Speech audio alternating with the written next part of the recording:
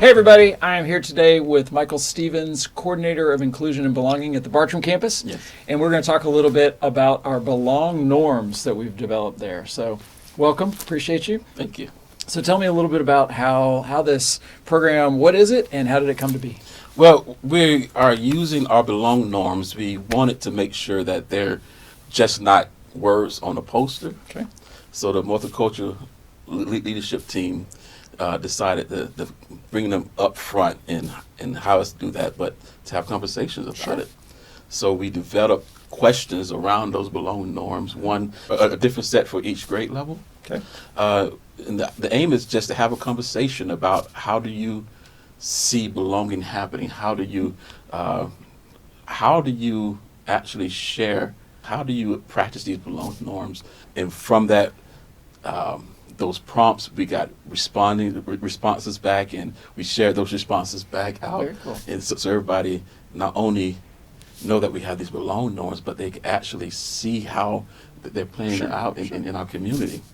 The hopes is just it inspires others. Yeah, well, I mean, conversation is such an important Yeah. piece, and as a society, in some ways, it feels like we've moved away from that face-to-face Yeah. conversation, which I don't know. I think that's not necessarily a great thing, and I also think it's really important to acknowledge two things. One, there's a ton of great work that is happening that might not be evident for everybody to see, and so having a reminder of those little small Yeah. interactions. Yeah. Triggers somebody else to remember something else positive that's Yeah. happened. And I think the other thing is that it's important to remind this faculty and the students and all of us actually that it's not enough just to talk about it. You actually have to demonstrate it in what you do. I think seeing more good happening produces more good happening. 100%. Yeah, we have to start with talking. Yeah.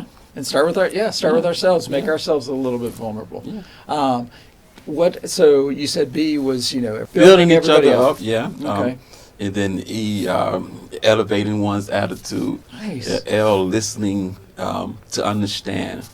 O, opening one's perspective. Okay. N, noticing our impact. And G, giving grace. Oh, there you go. I like it. And so we've gone through those. You've gotten that feedback. How's this going to evolve over the course of the rest of the Well, year? the next step is to gather people who want to continue the conversation in what we call the talk shop. Oh, Well, all right. yeah, we'll meet regularly and just continue these conversations. Have questions about ways that we could connect. Just finding ways to know more about each other. Sure.